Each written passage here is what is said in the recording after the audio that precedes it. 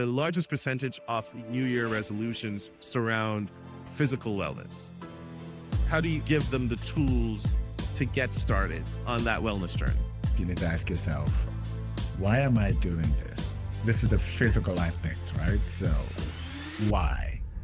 There's so much the trainer or coach can do because they're seeing you for an hour, 3 times a week. If you're expecting that trainer to transform your body doing 3 hours or 4 hours a week, there's nothing they can do. So the rest has to fall on you as a person. So accountability. Oh, absolutely. You have to ask yourself, why? What is your why? Why are you doing this? And then you commit to that why. So welcome to the Me Inc. Podcast. The Me Inc. Podcast, again, explores the human potential in this interconnection with emotional intelligence. We highlight stories with individuals living a fulfilled life in a way of trying to gain or glean some of their practical applications, some of the things that they will actually do to show up as their best selves every day. The Me Inc. concept, it puts us forward as an enterprise, or us as our most valuable assets. And what we'll discuss and what we'll talk about is those investments that we should make in our physical, spiritual, and mental well-being for us to show up our best self through each phase of this experience called life. So for today, I'm excited for this episode, and kind of ties back into one of the last episodes. So we're starting in a bad place because I get to introduce a dear friend, but I've had, if you listen to the first season, I've had issues pronouncing or enunciating the friends, the names of my African friends, right? So for this episode, I have with me Obi Chuku. Okay. Obi, how's that? I'll say an 8 out of 10. 8 out of 10. I'll take that as a passing grade. So today I have with me Obi, a dear friend who is a wellness and life coach. And we're just going to talk today about Obi, who he is, how he's gotten to where he is in life now, what he's passionate about, talk through some of the practical examples of how we can apply his insights on wellness into our lives. And then, as always, we'll actually talk about how Obi manages himself as a practitioner in this space and in the wellness space. How does he manage himself? What is his process to showing up as his best self every day? We also intertwine that with the emotional intelligence assessment, and we'll talk a little bit more about that, since that is the self-awareness tool that I will use. So more to come on that. But Obi, welcome to the show. So happy that you're here. Thank you, Nigel. Thank you for having me on the show. All right. So where we start always, tell us a little bit about who Obi is. What is it that you do and how you try to walk through this world? Great question. Who is Obi? I would say Obi embodies his own essence. Okay. Right? Obi, tell me a little bit more. Go ahead. So now, if we talk about background, born and raised in Nigeria, in the city of Port Harcourt, and I left the country 2010 and moved to South Africa. And in South Africa, I lived in 2 cities. So in Johannesburg for a year and in Cape Town for 5. Yeah. And in 2016, I moved to the States, and I was in Washington, D.C. from 2016 to 2019 until finally I moved to Jersey, where today I am your neighbor. All right. So this is cool, right? So on the other end of this, the audience get to hear some of the amazing conversations that we would have because we share a common background, right? Immigrants to the country. We grew up in the Pentecostal faith. So we have that religious background, and then all the rebellious things we've done to push back. To push back or find our own way. Yes. I have this concept: to see the world, you have to see the world. And we often talk about you changing, starting in Nigeria, home, and then moving to so many different places. What's prompting the moves, and what's leading you to take those significant shifts, if you will?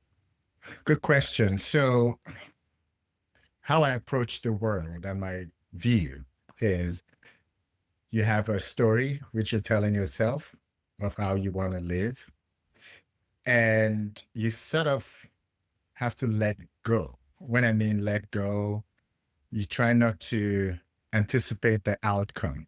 All right. So circumstances may happen, life may happen, but you still have that story and of how you want to lead your life. And when all this happens, you just, you move from one place to another and you get to see the world from different lenses, perspectives, meeting people, connecting, seeing. I find it fascinating in my world. Yeah, but that's change, right? And few people seek out change. What's pushing you to change or seek those new experiences? And I'm sure we'll come back to the importance for embracing change, but what are those things that's pushing you to seek different? Okay, now let's take it all the way back to Nigeria. Growing up, like you said, a Pentecostal household. And this was one where uh, my dad, he was he was a fascinated man. And, he studied here in the States, and, philosophy and everything. And back home, he was an inspector of education. So my mom was also a teacher. And when you have your dad and mom in that realm, it's all about structure. You have to wake up at this time, you have to eat at this time, you have to study. And curfew for me was, I'll never forget, 6 p.m. But you can imagine waking up in the morning, going to school, coming back home. And my dad also had extracurricular studies at home. So at 4 p.m., I'm studying till like 6. And at 6 p.m., I can't go out because it's curfew. you know. So at a certain age, I think in my mid-20s, I just wanted to explore. I needed to get out. Okay. I just felt like there was more to explore in life. So Mhm. I just left. Yeah. You just left. Okay. I like to tie it into my deal. So same things. It was very, very structured for me. And but we moved here because our parents wanted to do it, right? So I think very different than you, the change that I had, most of the change in my life, it was forced on me. It wasn't that I was exploring or seeking it out. So that's going to be one that we can actually explore a little bit more. But it is a good one, right? To set out on your own, to want to explore, to want to see what's more, what's beyond just the perspective or the prism that we're given in those early Yes. ages of life.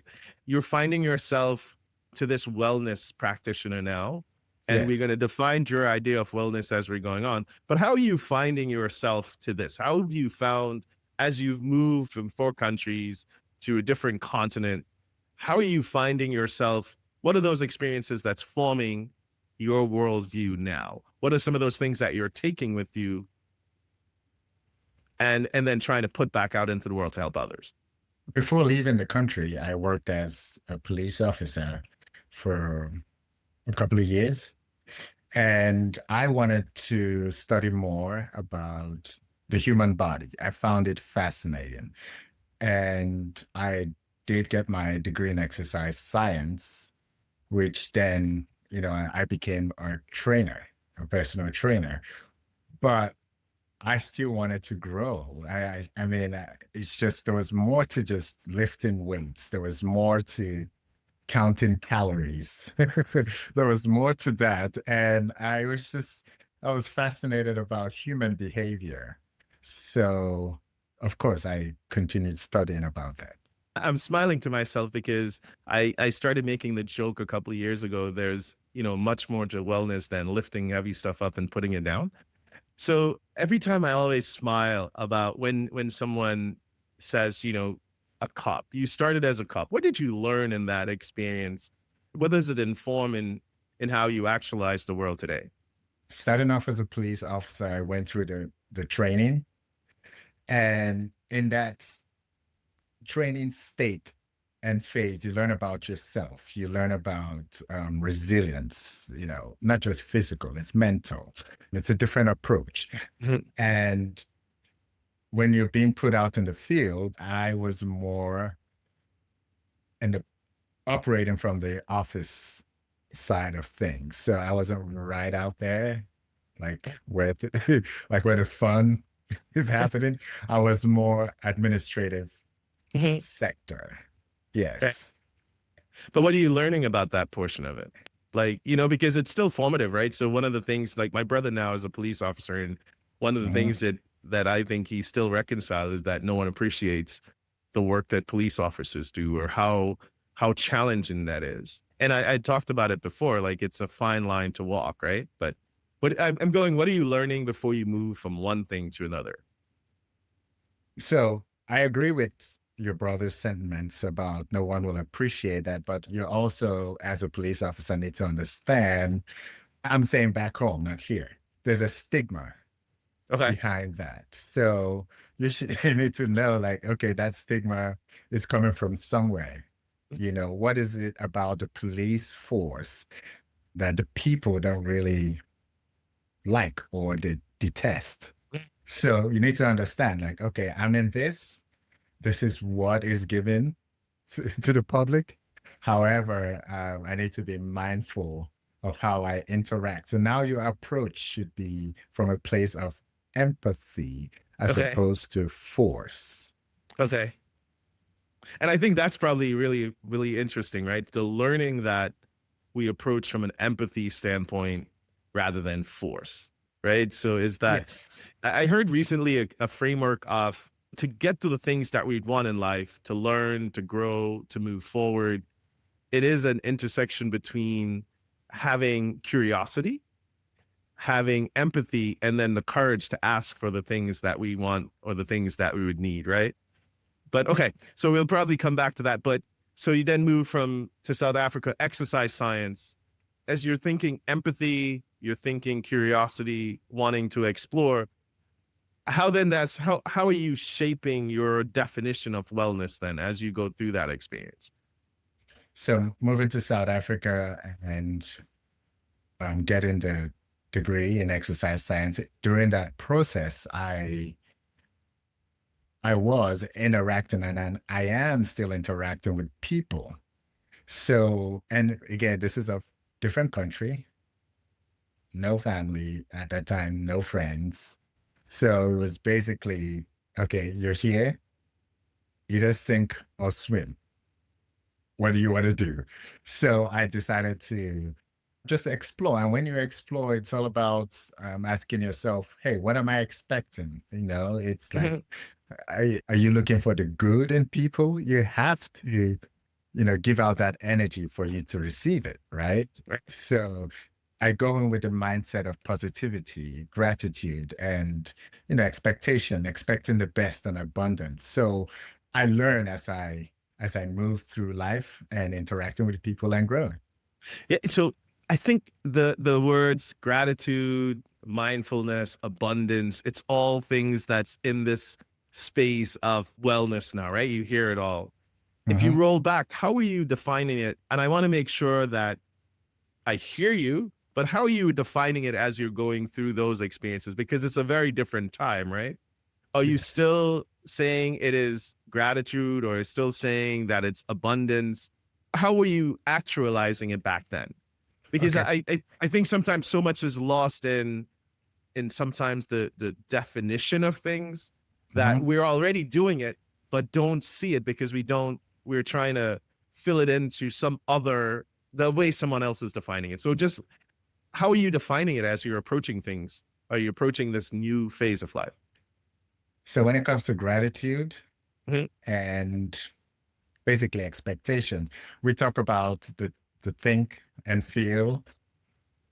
So you want to be in a state where you're grateful for actually what you don't see, what you can't see, and you don't have.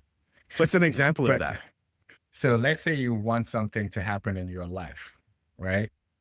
How would you be able to shut the world out and focus on what that is, right? And put yourself, your mind, your body into that state where you're not just thinking, you're feeling. So there are two different things. You can think stuff, think whatever, but you have to feel. So you want to feel as it is present, right? Put your body in that, like that phase or that realm where you're feeling it, like, yes, it's coming. And as you move on in life, it will show up in whatever you're dealing with, the universal intelligence. Yes. So it's going to give you what you put out. So we all talk about gratefulness, mindfulness, abundance. Yes. What's an example of grateful as you're moving through this experience? And I'm just exploring it because it's all of these are all things that I'm working on, right? As I think about how I manage me, how I manage my Yes. discontent. Like in those settings, what's the gratitude practice? Personally, in settings like that, what I do, I look at how far I've come from zero to where I'm at the moment. So Okay. that journey, I'm grateful for that. And I'm also grateful for what's to come. So by doing that, I put myself in that phase of expectation that something good is on the horizon. So that's how I've been able to move in life and how I've approached life. And it's Yeah, I'm smiling. I'm smiling, right? Because we talk about it and it is hard, right? I was giving someone some advice a while ago. It's not necessarily gratitude for or grateful for where you are in the current time, because I wrote a while ago that comparison is the thief of joy. So a lot of times, like if I think about where I am in life and where I started from, I am so far ahead of where I ever thought I would be. And um, usually like think about it as being a hurdler. Like as soon as I take my eyes off of my own situation or my circumstance and I start comparing to others, that's when I actually kind of operate at a different level, right? So I hear you on that. You're grateful, you're mindful, and then you talked about abundance. When you say abundance, we're going back into it. You help me get the abundance part of it, because I was not necessarily a believer in those concepts until recently, right? And you're saying you're practicing it for a while now. So what is abundance in your head? I mean, abundance, again, this is all how I approach the world and my belief system is abundance is expansion, growth. So it can be on any facets of your life. So for me, it could be friendships. So there would be growth. It could be finances. It could be whatever you want. So that's abundance. So you really want to focus on what it is in your life. Personally, it was a stretch of so many things. So yes, and back to expectation, you have to put yourself in that mindset where, oh, this is how I want to live my life, and things are going to, fall into place how I want them to. It's What gives you the supposed to. confidence so that it'll fall into space, right? Because sometimes it's okay to embody it, and you started with you embodying your own essence, right? How do you explain to someone these concepts in a way that will land with them, right? Because if I am in my logical mind, I have to be able to totally predict where it will go before I even take that first step, right? That's kind of where I operated before. How do you take that information and make it pliable for an audience member who's listening who may not embrace that perspective on life? Okay, so if you predict an outcome, it's a routine. There's nothing there. You know how it's going to end. So Right. the beauty of us existing and living is we can't really predict it. Now, here's the problem, and what I've come to realize, and also my field of wellness, we'll talk about that, is actually not the template. The templates of, oh, these are the exercises, these are what I have to eat, and X, Y, and Z. It's the underlying stress. People are stressed. Okay. And then when you look at, if you dig deeper into that stress, you will find out that you are trying to predict an outcome that is out of your control. You are going to stress yourself to the ground. So it's the letting go side of things. Like, again, whatever it is you want to create, creation are done in two places, mental, and the last, which is your sensory. You tend to see it. So the first is the mental side of things, where you sort of create how you want to see yourself living. Right. You create whatever it is you want to do. It's your life. It's, hey, you've been given that power to do it. You create that, but you don't hold on to, how it's going to show up, or, this is what you've put out. Again, we're dealing with universal intelligence here. So this is what you put out, but you also want to feel it. Back to the gratitude. You also want to feel it. Put yourself and mind in that thought, like you're excited, so when you move on, it's not about putting yourself in that state for an hour, like meditation, guided meditation, and then you fall off. You try to maintain it. So you maintain it over a period of time. Your external world will start to give you feedback to what you're putting out.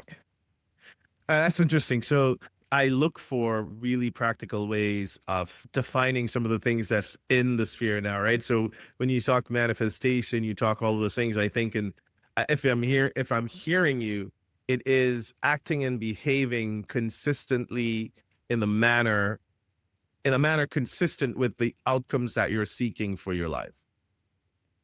Yes, that is correct, because your thoughts, feelings, and actions, that's attitude, your personality, is intertwined with your own reality, your personal reality. So whatever you're thinking, feeling, and doing, all right, it's intertwined with Nigel's world. So we can sit down together and you are frustrated and someone next to you isn't, because it's all in your world.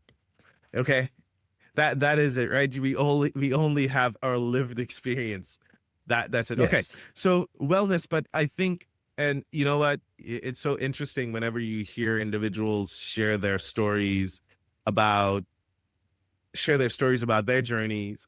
You're forgetting so many things, right? So let's go. I want to touch on some of the things. So you weren't just a police officer. You were a model. You moved to the US.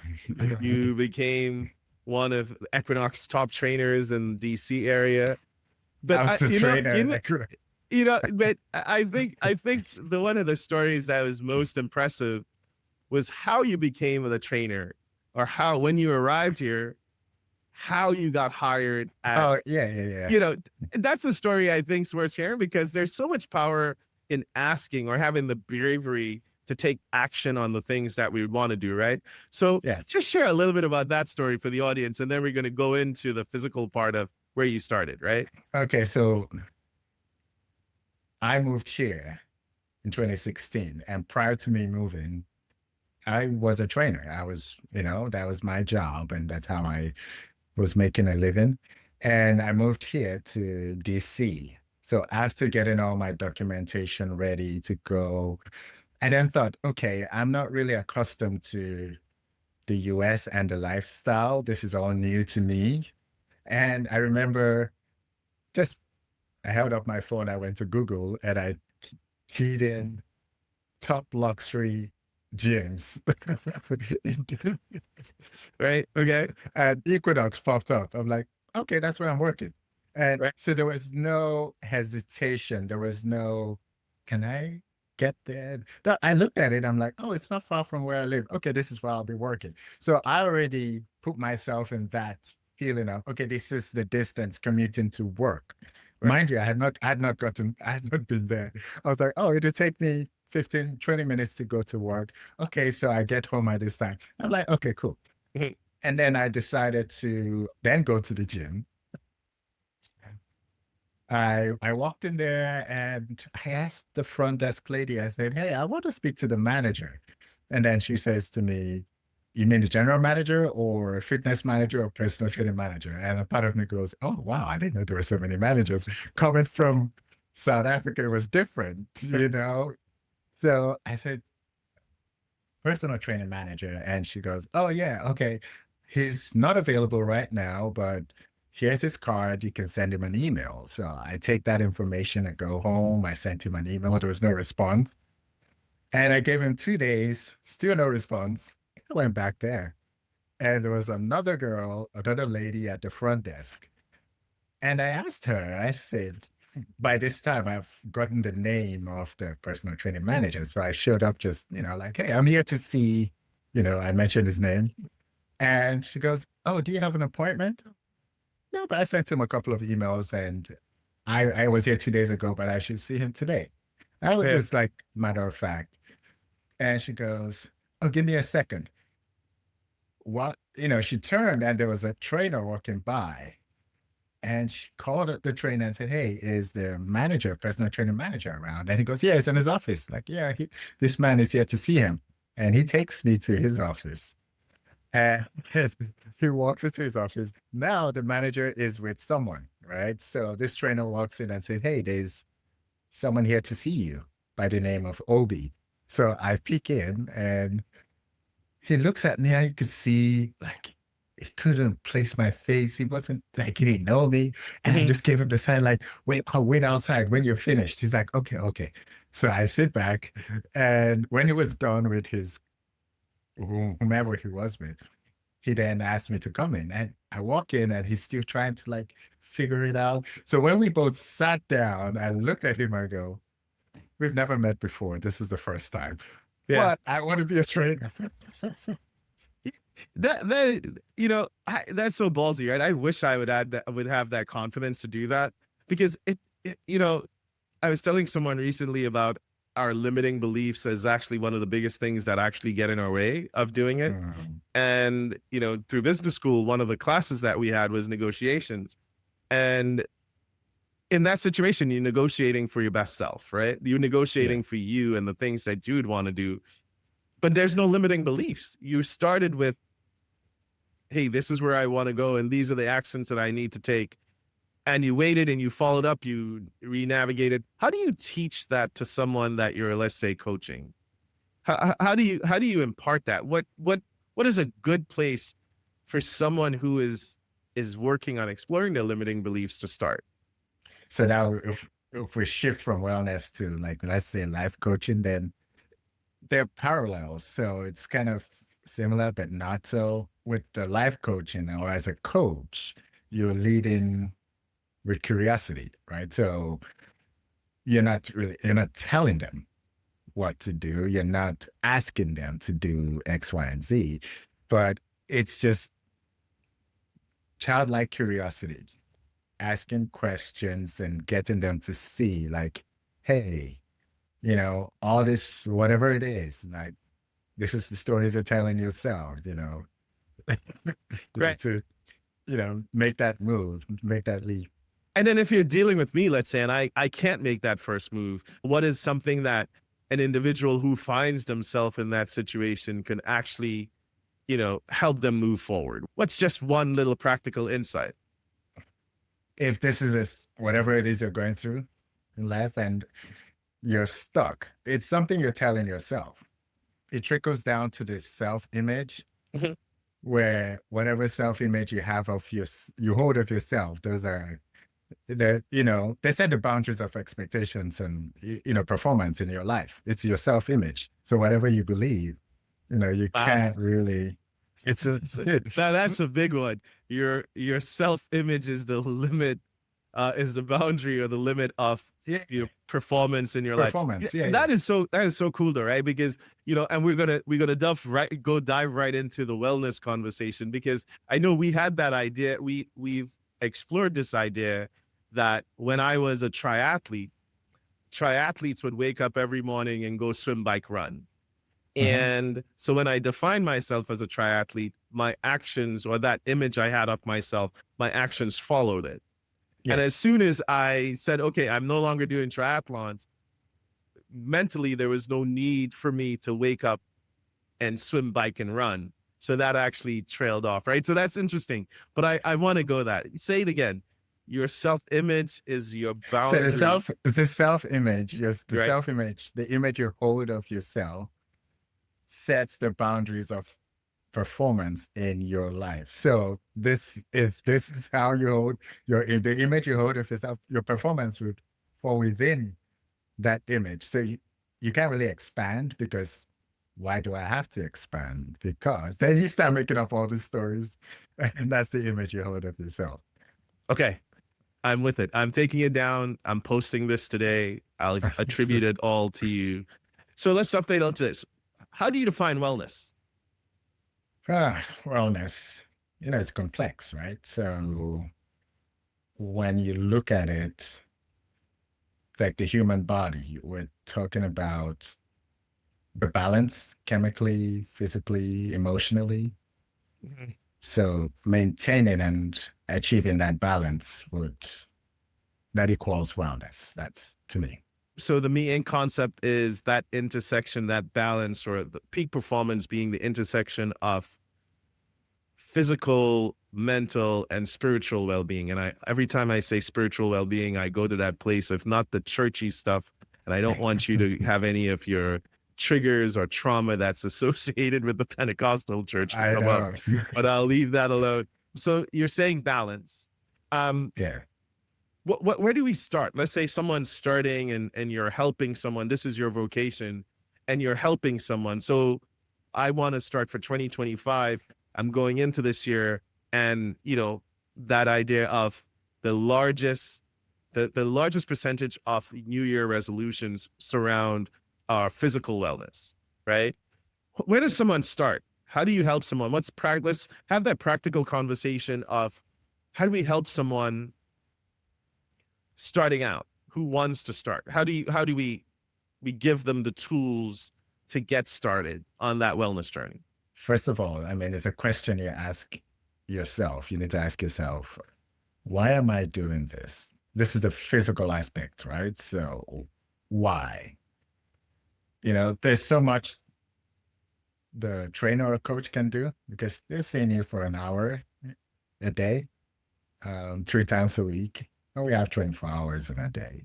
So if you're expecting that trainer to transform your body doing 3 hours or 4 hours a week, there's nothing they can do. So the rest has to fall on you as a Right. person. Okay. So So, accountability. oh, absolutely. Okay. So you have to ask yourself why. Okay. What is your why? Why are you doing this? And then you commit to that why. Okay. But everyone says why. But what if I just okay? So I want to be healthier, right? I think sometimes we complicate it, but I'm hearing figure out the reason why you want to do it. And I'm joking, like I Yeah. think so many of my friends turned the corner and they would start working out because they wanted to go to Carnival in Grenada in August. So they start working out in January. That has been a really interesting one But to note, that's right? that's their why, right? So Yeah. once they get to the carnival and after carnival, what happens? Okay. You kind of It's go that right backwards or you you get go back. right Okay. back. So there's Yeah. no Yeah. sustainability there. You can't sustain it. So Okay. the goal is to have this become a lifestyle, right? It's part of you. It's like you wake up, you brush your teeth. You have to move. You have to eat certain foods. It just becomes part of you. Mhm. I like that one. So I'm going to keep going back to it, right? Figure out your why. Understand that you are accountable for the success. It's just not going to be the trainer. And to make it sustainable, it has to be lifestyle driven, right? If Yes. I'm okay. All right. And then what else? Where else we go from there? So I got my why. I'm 47 years old. I'm a former athlete. And I don't know if I ever brought this up to you, but being an athlete, stopping the way that I stopped, it was just abrupt. I ended up with a regular heartbeat in my 20s. And that's something that I was managing. The triathlon stuff, I became a triathlete later on in life. And I did that mainly for the heart health, right? But understanding if it's good for your heart is good for your brain. So it was intertwined. I suffer with narcolepsy, so that makes sleeping and recovery a little bit harder. But at 47 now, I want to be mobile. I want to be fit, and I want to do things that are sustainable because I'm learning that sustainability or longevity is definitely attached to our physical strength. So this is my conversation, right? So I'm coming to you with this. Where do we go from there? You sort of answered your question about the sustainability and Okay. All the right. All right. longevity. All right. So when you look at things you listed out, and I'll take you back to the beginning, wellness and how I approach it with people, because we're complex beings, right? So there's no one size fit all. So I can say, hey, here's your program, go do it. I need to understand who Nigel is, Nigel's lifestyle. Oh, Nigel used to be a triathlete, and he did all that, meaning, oh, Nigel is coachable.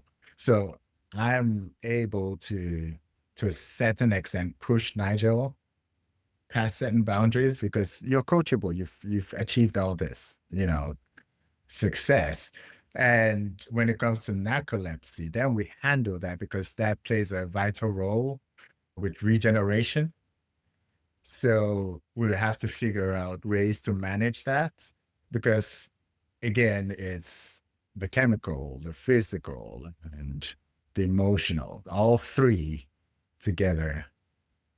Yeah. Will give you the results you're looking for. I really like that, right? Because, if the chemical part of it is if you feel well, chances are you will show up with the right attitude and you can approach whatever situation with that positive attitude that gives you a better chance of having the right outcome. You talked about coachability, right? And we're going to go back and I want to make sure we dive into it.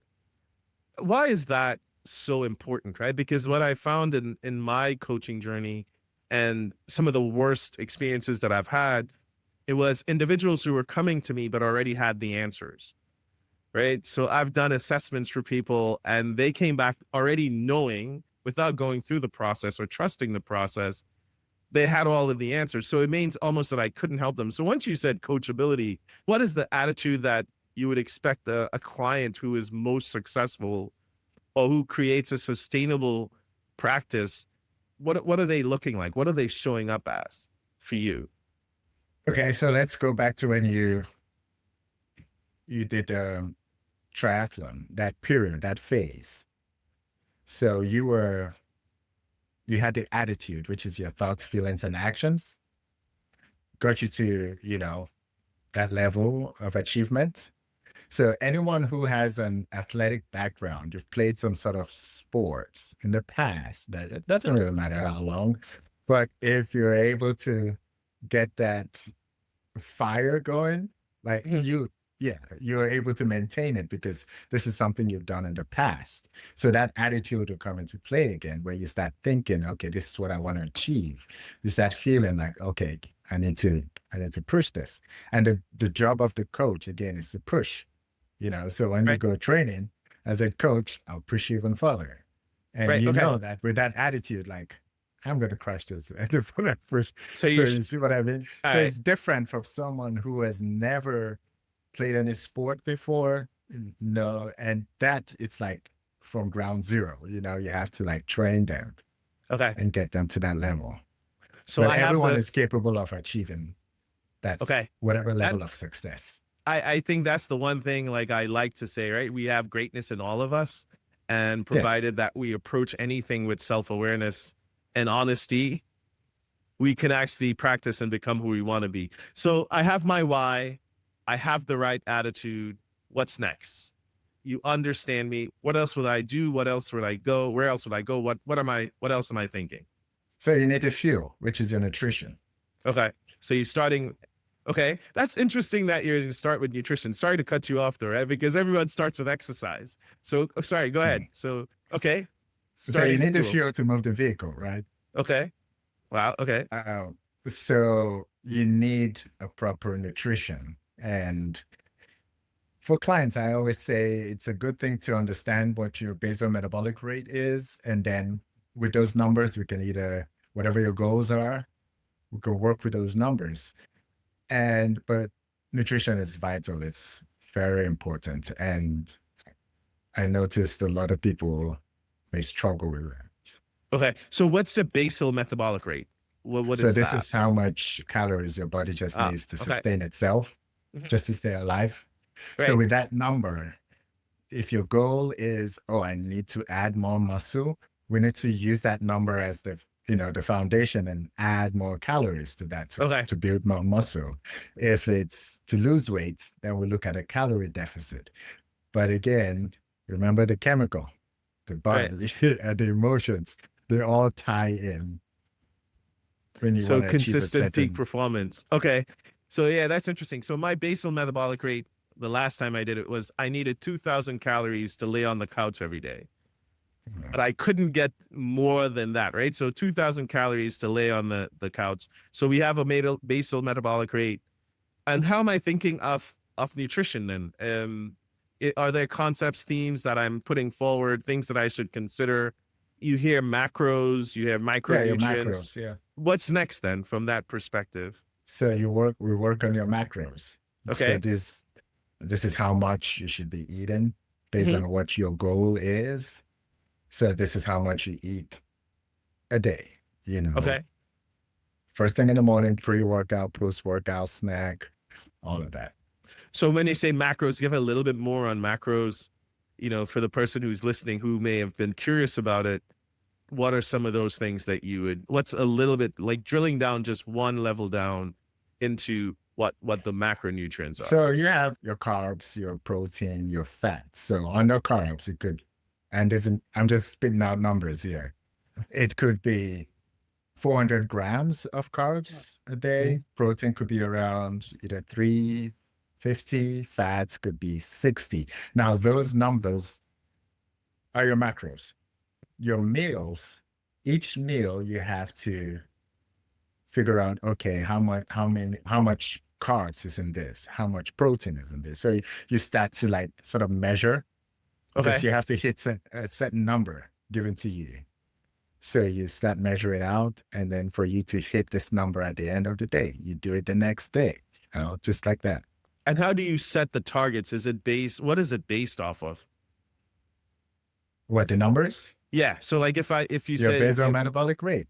okay, so That's the number you start with. is That's there the anything foundation. else that you consider in that portion of it? So the basal metabolic rate, and I'm sure there are a bunch of things that will go into that, but is it your weight? Is it like, are there other things Right. that would, Yeah, because that does move though.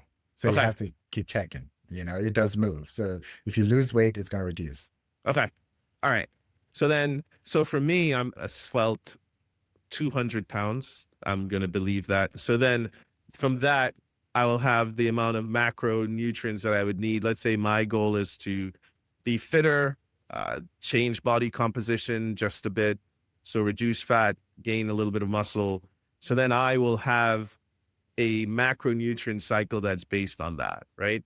Yes. And okay, so I got that now. And then where else do we go from there? What's next? You have your nutrition in place, and then you go to the movement portion of it, which is the exercise. Right. And that's the fun part of it, right? That's the fun part of it. Yeah, you're not a nice person. I've had some really interesting workouts with you, right? Where you keep pushing me to that old version of myself, and I'm like, I don't want to be that guy. And you're making it way too intense for me. That, like, as we're saying, intensity, right? So there's so many fads that people would do, and I do believe that fitness is individual, right? What advice do you give someone who is, again, starting on this fitness journey or this wellness journey? What other advice you would give them when it comes to the movement part of it? I know you have instruction in yoga, you do mobility work. What Yeah. for that listener, that the person who's tuning in, what advice would you give them? Looking at strength training, Right. that we're looking at cardiovascular, we're Okay. looking at, yoga. It's just You're not sedentary, you're moving. Okay. So you may see people doing squats, doing pushes, doing pulls. These are functional movements, right? Mhm. But it's how you build off that. But again, why are you doing this? You need to know why. Otherwise, you're just all over the place. Yeah. There should You be a know, why. that is interesting, right? It's so important to get people who are like-minded to do this with, to help you with it as you move forward. I don't know if I've ever told you this, but one of the workouts that we did together, I had knee surgery. The last time I had knee surgery was in 2020. And I've always limited, I've always placed a ceiling on what I could do because I have a knee injury. And there was one workout that you and I had that I couldn't really walk well after, but you actually helped me to push 3 times the weight that I was actually normal, right? This is just a testimony of, I think sometimes consistency is having company or people to do it with, but also Yes. having a coach or someone else to guide you can help you to reach new limits. Before we transition, Obi, into how you manage you, if you're, maybe you can give an example of this integrated approach and the client relationship that you're most proud of, right? So you're taking someone from, understanding their why to the integrated approach of wellness between being, the cardiovascular, the movement, and the weight training part of it. What's your proudest client moment, someplace, some way that you help someone to move that you're proudest of? There are a couple. Right. It's Give I've us the I've best been one. in I've been in the industry for years. Uh-huh. So there are a couple. I'll give you two. Seeing two 60-year-olds transform from day one when they started off with me till today. I mean, we're still working as client and trainer. Seeing their whole body change, their movement, and it's just that confidence come back and walking with the shoulders pulled back, Right. head high. It's a feeling. I like that. Just seeing, you know, someone at 60 move a lot better than someone in their 30s. Oh, really? It's Okay. a it's a What it's an what are some of the amazing feeling numbers to though? observe. What are some of the numbers in that? Right. So when you're saying it, so like what are some of the things that happened that allowed them to increase this confidence? Walk in the room with their shoulders back and head high. What are some of the metrics that, what are some of the things that you do? And I'm only saying this because I'm seeing and I'm noting that as we age, as we get older, we place a cap on our potential. It's almost like I'm old, so I can't do this, rather than saying I should find a new way or a different way of moving this forward. But what are some of those things that they accomplished, that were measured, that allowed them to feel this success, or even for you to feel it for them? So first of all, I observed with both of them, they're both 60-year-olds. I did ask them questions. I said, what changed here? I mean, everything is the same. The training, the nutrition, what changed? And both answers geared towards, I'm turning 60, it's now or never. Okay. That shift, and they were all in. So they're like, these are the numbers. This is what I have to eat. These are I will follow it. And this Okay. is scientifically proven, right? Like if you follow this, you start to see results, So I noticed the improvement over time. And again, with the training, like you said, if you tell yourself, I can't really push this weight, you are not going to push it. Push the weight. Okay. All right. All right. Back to that limiting beliefs and the image we hold. So helping them push past certain weights they couldn't do in the past. It's that limiting beliefs has just shattered and they're like, oh, I can push it, and it gets stronger. They grow, as I say, they're putting on muscle. So that Uh-huh.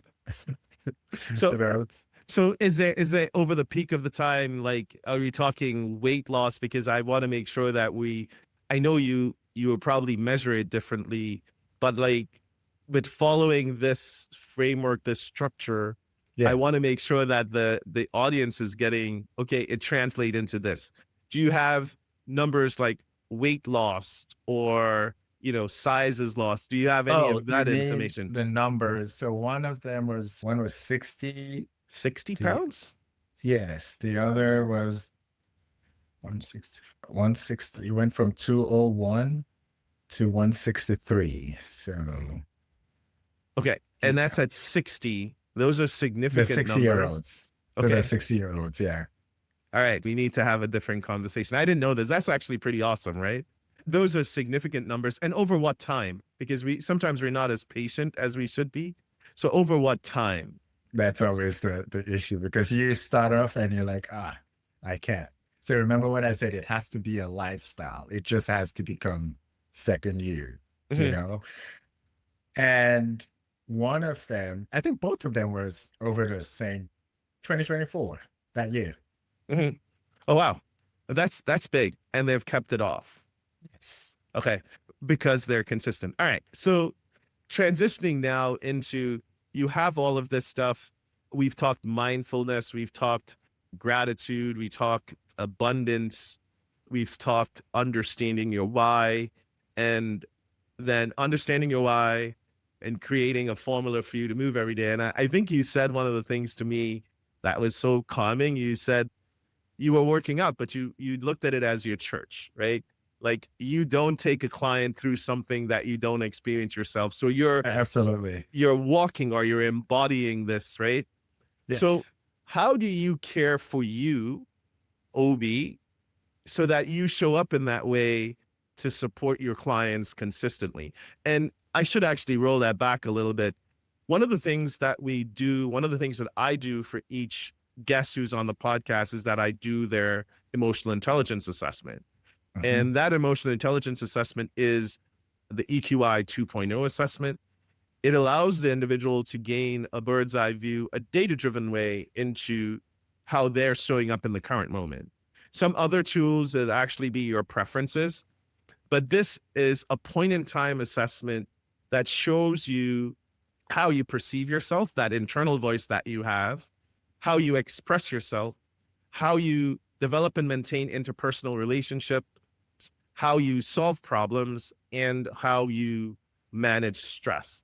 So over those dimensions, there are also subscales that we would actually look at. And for each of the guests, one of the things that, as I get their stories on how they maintain themselves, we kind of try to intertwine it with the data of, hey, this is how you're showing up. This is the profile that you're having. What are some of the things that you would work on? What are some of the things that you would bring forward? So I want to make sure that we're considering that in when we have these conversations and how individuals manage themselves. So there's the actual part of what the guests would actually do, but from my learning and me geeking out about that intersection of human performance and emotional intelligence, this is kind of where I kind of get really, really excited, right? Yeah. So, Obi, yeah, talk to me about, well, one, how you manage yourself, what's your routine, and then what are some of the key things that you learned through the emotional intelligence assessment that you actually had? Like looking at the components when it comes to exercise, which is the movement, nutrition, regeneration, I approach all three. And internally, I also need to sort of shut out the world in a sense. So I I don't really stay close to my phones on my days off. So that this way I can really disconnect because once you grab it, you're sucked in, right? I So hear you. I'm able to disconnect, recharge, and then ready for the week ahead. It's just how I've approached it. Yeah. So you're saying the idea is you are applying all of the principles that we've had, but then you also Yes. make sure you finding time to recover by unplugging. One of the interesting things as you're saying that is you talk about nutrition, and I find that sometimes we're all dogmatic, but in the pandemic, one of the things that we ate every week together, right? Every Sunday for about a Yeah. year, we ate together. but Yeah. there's nothing that you said that you don't eat. You know what I Yeah. mean? So you had bread, right? Yeah. Like I bake bread, you've had bread, Yeah. you'll have meat, you'll have, and that's something I never quite, put your finger on, because every time you hear someone actually says, I'm going to get healthy, it's like, no more carbs, no more sugar, no more. What do you say about that? And I'm sorry to take us on that tangent, but it is just one of those interesting things, because as fit as you are, you don't have any of those requirements to yourself, right? So let's go back to the macros. So whatever you're eating, it ties back into those numbers. So if I'm having bread, that's carbs. I need carbs for the day. I need to get up to maybe 250 grams that day. Right. So yes, I'm going to have carbs. I'm going to have whatever meat is available. I'm going to have X, Y, and Z. Yeah, I do eat, but there's also a mindfulness to that. So it's like, okay, you don't have to eat till you're stuffed. Right. You can have this. It's a balance. Everything for me is finding that balance. Finding that That's my balance. personal approach. So finding that balance, so you're not on one end or you're not on the other. You're like right there. Okay. All right. So balance. I like that one. So you're practicing what you're preaching. And what else? What did you learn from the emotional intelligence assessment about you and how you show up in the world? Or was there any insights that you gleaned from it? So what I find interesting about that is it is spot on.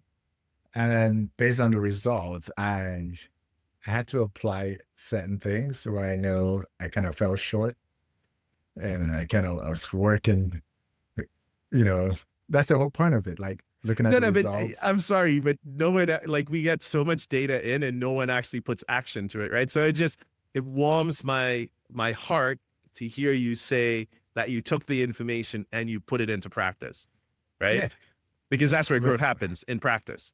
yeah, I believe that's the whole point of doing it. You want to see how, what it says and how you can work better. Like these are the results. Here are your results. Okay, so this is where I need to improve myself. What are some of the insights you gained from the EQI assessment?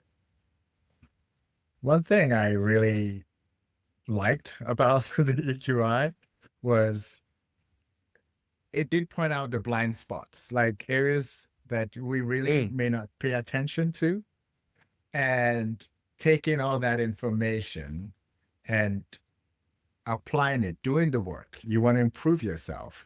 It's been very effective for me in navigating, the coaching realms. So we look at my scores, like the empathy and assertiveness. The empathy was quite high, meaning, like you explained to me, that I do care for people and that's why I do what I do. But the assertive part of it was quite low. And which means, yes, I do care, but I'm taking this all in and there is no boundary. There are no boundaries here. So Oh, it's wow. like, Okay. I like that one. All right. And I started working on that by disconnecting. Remember when I said, like, I leave my okay. phone out? And so that Right. was how I was able to, setting boundaries. Yeah. Oh, wow. Okay. That's actually a good one. So just for the audience to appreciate, I talked about the 5 dimensions, how you speak to yourself, your internal voice, how you express yourself. We develop and maintain interpersonal relationships, problem solving, and stress tolerance. So what Obi was Yes. just sharing, one of the interpersonal relationship subcategories is empathy, caring and understanding for others. And one of the self-expression components is assertiveness, to speak up for yourself, to share constructively your beliefs. And it's essentially asking for what you want. So what Obi just shared was that in a lot of things in life, a lot of people, what burnout happens with people who care about people is that empathy is really high, assertiveness is low, and you end up taking on too much of individuals' issues, which actually leads you to burnout. In the professional sense, think about it as having an open door policy where you let everyone walk into your office and you would be willing to help them. But at the end of the day, they're gone home. And that was one of the things I worked on. and you have to stay to finish the things that you would need to do. Obi, you talked about transitioning between the coaching realms. And I'm assuming that you're meaning that you're going from being mostly the physical wellness part of it to that constructive or that overarching life coaching aspect of it.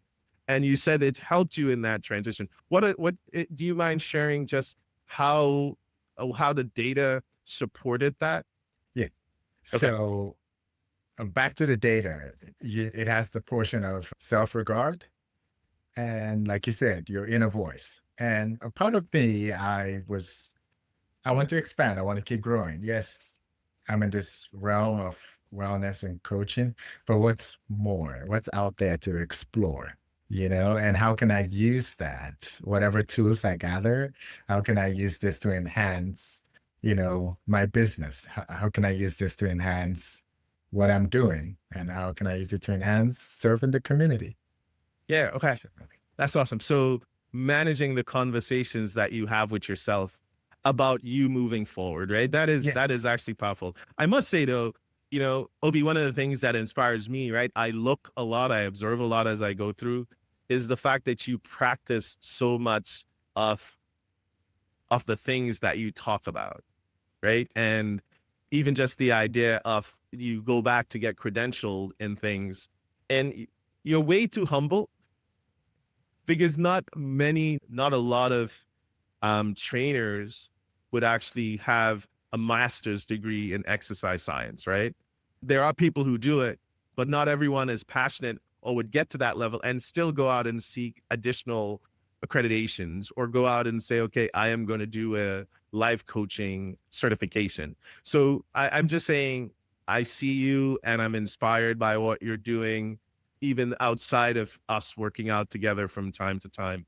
As we wrap up, I want one closing thought for the guests. There's something that you would want to leave with the audience and your wellness journey and how it might inspire them. And then two, how can individuals find you if they wanted to work with you going forward, if they wanted to stay in contact with you, wanted to connect with you going forward?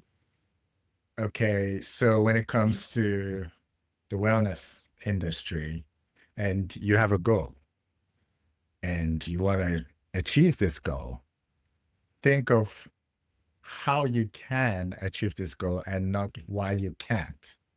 So you have this goal in place. I am going to do X, Y, and Z. Things will happen. Life is going to keep, like I said, lifing. Life is going to keep lifing. But you have your mind set on something. So you think of how you can approach that and how you're going to do it, as opposed to, why I can't, because it's raining. I had this. Okay. I like that one, right? The mindset is a set point of how you would actually see the world. Because if you think you can or you think you can't, either way, you're right. I'm going to keep stealing the image you hold of yourself sets the boundary of performance in your life.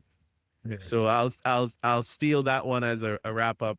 How can individuals connect with you? You can find me on my website. That's affinitycoaching.com. So affinity, AFFINITI, coaching.com. Okay. Awesome. Just send me an email. Okay. Obi, thank you for this. For me, it's always inspiring. I wish we could share more of the amazing conversations we have together about living life and how we can show up as our best selves. But thank you. I appreciate the time you spent with me today. And thank you for having me here. Go there. Yeah. Appreciate you. Right. Thank you. If this episode resonated with you, we'd love to hear from you. Connect with us on social media, share your insights, or leave a review. Your journey to greater emotional intelligence starts now. So let's keep this conversation going. And until we meet again in this space, take very good care of you.